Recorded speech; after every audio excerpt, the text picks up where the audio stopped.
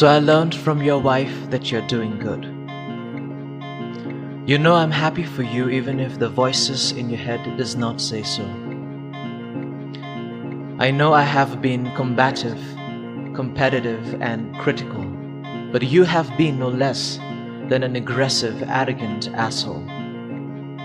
Perhaps that makes us even and gives us a legal choice to forgive each other without asking for forgiveness. Only yesterday, I saw a thought flying in the air, and when I caught hold of it, it took me swaying in a garden seesaw in the July of 1946.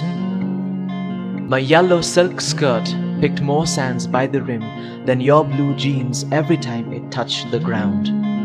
But your face blossomed more than my frightened tight lips every time you would soar high. That is the only happy memory of our childhood.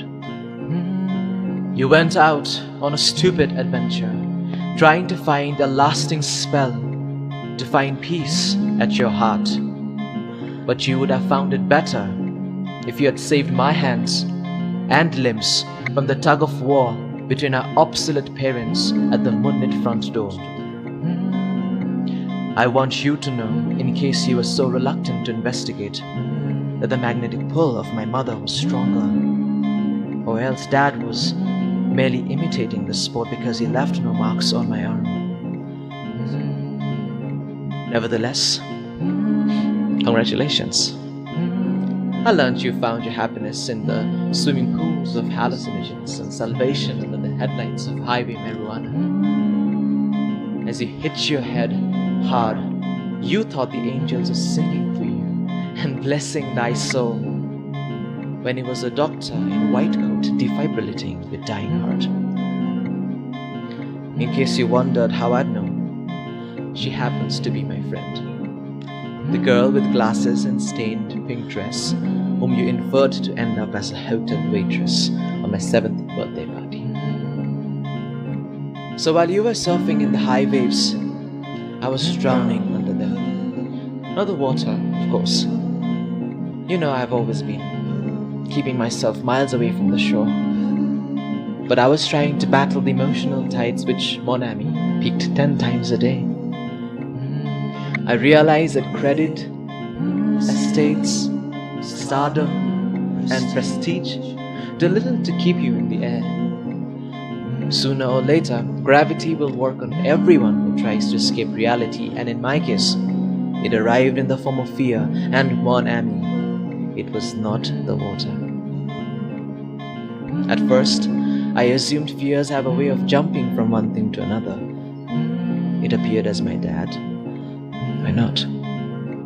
Then you, of course. My nagging neighbor, duh. His German Shepherd, my broken wristwatch. Not until I was paralyzed by the sirens of my heart that I realized it was I who was attaching fear onto everything. So the next thing I did was I robbed them of all the tags that borrowed free of tax. Why are human minds tempted by the extremities of delusions? We want to slide down the well till we miss to hit rock bottom, hang on the edge till our fingers bleed, and then we take pride in our stories and exaggerate in poetries. Why do we seek for an adventure outside when we can treasure hunt at home? Find thrill in the forbidden fruit when we can chew on grandma's stew? Why sway up and down in pain and pleasure when we can find peace in the middle? If your dead heart could be brought back to catch the normal rhythm, and if my sirens could be calmed in the dead of the night, I do not doubt that balancing the swaying piece of blank, hold on, or what is missing, there's a hole in the letter, would be anyway difficult.